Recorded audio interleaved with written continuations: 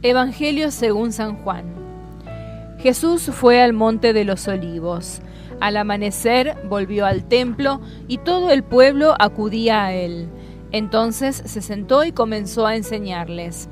Los escribas y los fariseos le trajeron a una mujer que había sido sorprendida en adulterio y poniéndola en medio de todos le dijeron a Jesús: Maestro, esta mujer ha sido sorprendida en flagrante adulterio. Moisés en la ley nos ordenó apedrear a esta clase de mujeres. ¿Y tú, qué dices? Decían esto para ponerlo a prueba a fin de poder acusarlo. Pero Jesús, inclinándose, comenzó a escribir en el suelo con el dedo. Como insistían, se enderezó y les dijo: El que no tenga pecado, que arroje la primera piedra. E inclinándose nuevamente, siguió escribiendo en el suelo. Al oír estas palabras, todos se retiraron, uno tras otro, comenzando por los más ancianos. Jesús quedó solo con la mujer que permanecía allí, e incorporándose le preguntó: Mujer, ¿dónde están tus acusadores? ¿Quién te ha condenado?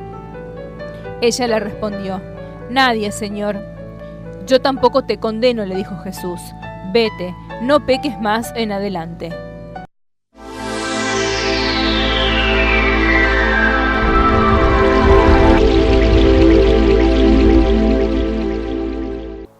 Hola amigos y amigas, una vez más estamos frente a la palabra de Dios. Y en este caso, el Evangelio de San Juan, el capítulo 8, aunque dicen los estudiosos de la Biblia que este Evangelio fue incluido en Juan, pero originalmente es de Lucas. Los estudiosos de la Biblia dicen que corresponde esta mentalidad de este Evangelio, el lenguaje de este Evangelio, corresponde a Lucas. Bueno, por algunas cuestiones históricas fue incluido en Juan, pero la mentalidad de este Evangelio corresponde a Lucas. De hecho, Lucas es el Evangelio de la misericordia.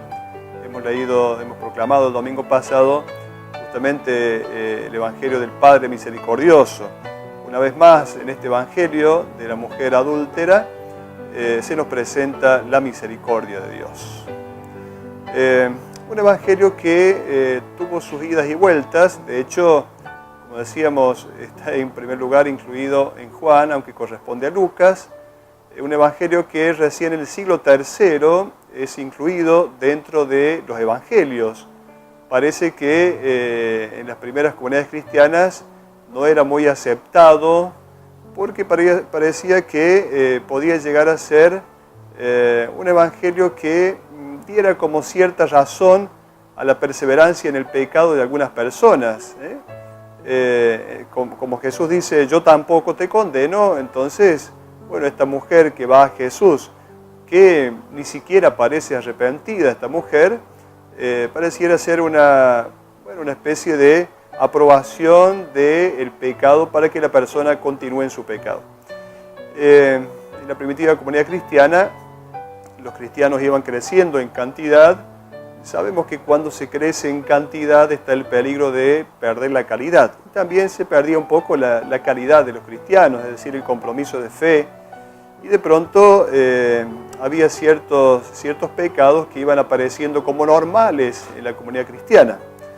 Entonces era necesario poner un poquito de orden a nivel moral. De hecho, había 3 pecados que no eran perdonados: el pecado del homicidio, el pecado del adulterio y el pecado de la apostasía no eran perdonados.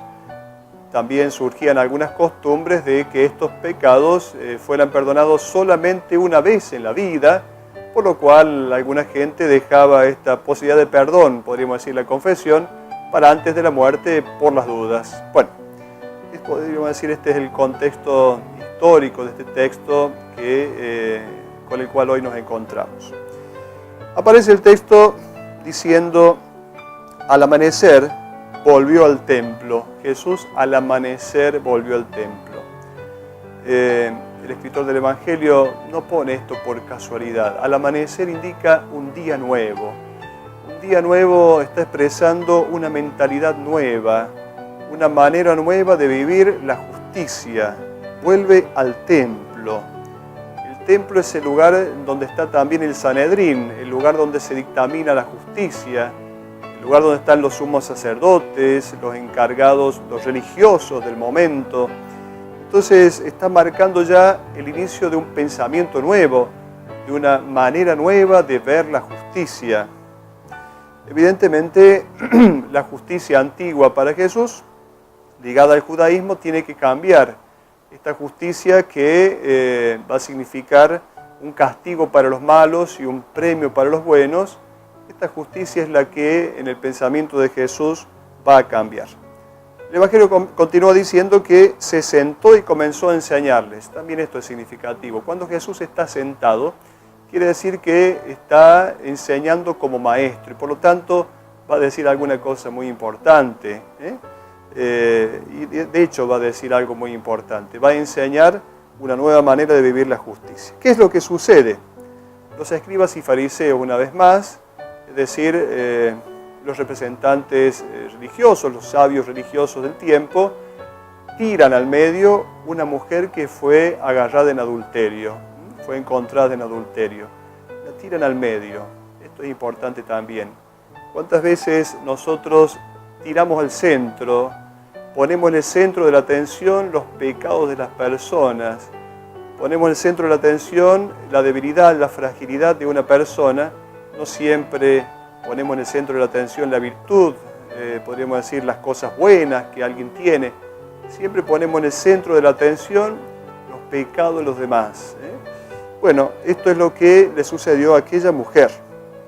El adulterio siempre se comete entre dos, pero en este caso seguramente el varón se escapó y pudieron pescarla a esta pobre mujer a la cual encuentran en adulterio. La tiran ahí ante Jesús, la ponen en el centro, es el centro de la atención. Lo que quieren hacer estos escribas y fariseos es poner a prueba a Jesús. No solamente le interesa el tema de que esta mujer debe tener su castigo, sino que a ellos les interesa cuál va a ser la salida con la cual Jesús va a resolver este problema. Claro que a Jesús lo ponen en una verdadera encrucijada. Si Jesús dice, bueno, que esta mujer sea castigada, ¿dónde está su fama de misericordia? Si Jesús dice, déjenla libre, no le hagan nada, bueno, se iba a poner realmente en contra de la ley de Moisés. La ley de Moisés decía que una mujer, si era agarrada en adulterio, debía ser apedreada. Evidentemente no es que alguna vez se haya apedreado a alguien, es para expresar la gravedad del pecado. Y con esto se nos está diciendo más o menos cuántos años tiene esta muchacha. Y de hecho es una muchacha joven. ¿Por qué?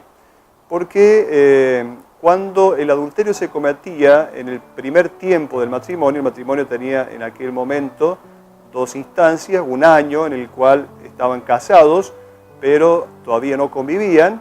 Bueno, si una mujer cometía adulterio en ese periodo, en ese año, era apedreada. En cambio, si cometía adulterio siendo más grande, bueno, tenía otra pena, hasta se llegaba a ahorcar a la mujer. Finalmente era la idea de terminar con la vida de esta persona. Como digo, no es que esto haya sucedido alguna vez, con esto se indicaba la gravedad del pecado. Por lo tanto, se trata de una muchacha joven que cae en este pecado de adulterio. Lo que interesa aquí es ver de qué manera resuelve Jesús la cosa, de qué manera Jesús hace justicia. Jesús hace justicia haciendo misericordia, porque en Dios la misericordia y la justicia se identifican. Podríamos decir, el nombre de la justicia en Dios es misericordia. Dios hace justicia haciendo bueno al malo, no liquidando, no terminando con el malo, no acabando con el malo, no destruyendo al malo, a la persona, sino proponiéndole a la persona un cambio, una posibilidad de conversión, dándole una oportunidad a la persona para que sea recuperada. Entonces la nueva justicia es esta, y este es el día nuevo que viene a traer Jesús. La nueva justicia es dar a la persona la posibilidad de recuperación. Cuando un juez dictamina una sentencia, hace justicia, castigando si ha hecho algo malo, merece su castigo. Dios no funciona de esa manera. Esta es una justicia humana. Dios funciona justificando, es decir, haciendo justo a aquel que es pecador, invitándole a un cambio y una conversión. De esta manera hacemos justicia. Por lo tanto, estos hombres, estos fariseos, escribas, ya tenían su piedra en la mano para tirar, señal de que ellos estaban viviendo aquel concepto de justicia antiguo, aquel concepto de justicia humano. Cometiste un pecado, mereces el castigo. Y la sentencia de Jesús, el que no tenga pecado, que arroje la primera piedra. Dice el Evangelio que comenzaron a irse por los más ancianos. Y no es que los más ancianos se fueron solamente porque eran más pecadores, sino que los más ancianos son los más sabios. Y ellos saben y entonces caen en la cuenta, empiezan a caer en la cuenta de que ellos también tienen pecados, de que en realidad lo que han hecho es encontrar un chivo expiatorio, es decir, hacer caer sobre alguien sus propios pecados, hacer caer sobre las espaldas de alguien sus propios pecados. Esto es lo que pretendían hacer. De hecho, cuando nosotros condenamos a alguien, cuando criticamos a alguien, normalmente lo que hacemos es trasladar nuestro mal, nuestro pecado a otra persona y apedrear con nuestra lengua a otra persona. No nos damos cuenta que al final lo que estamos haciendo es un acto de agresión contra nuestros propios pecados. Por eso lo interesante es comenzar a mirar con la mirada de Dios, empezar a mirar con la mirada de Jesús. Esta mujer finalmente, cuando Jesús dice, nadie te ha condenado, esta mujer recibe esta palabra de Jesús, yo tampoco te condeno. No es una mujer que haya estado arrepentida, no dice el Evangelio que haya estado arrepentida, simplemente la ponen ahí en el medio, en el centro de la atención. Yo tampoco te condeno. Esta es la sentencia de Jesús, porque, ya lo dice el Evangelio, el Hijo del Hombre no vino a condenar, sino a salvar, a ofrecer una propuesta de salvación. Vete, no peques más en adelante. Evidentemente Jesús no aplaude el pecado, la invita a una conversión, a un cambio de vida. Y uno piensa, ¿y esta mujer no pecó más? Posiblemente haya continuado su vida de pecado, lo más seguro, como todos nosotros. Pero de a poco ha entrado en un camino de conversión y de recuperación. Esa es la nueva justicia de Dios. Ayudar a alguien a entrar en un camino de recuperación, de conversión y de vida nueva. Hasta la próxima.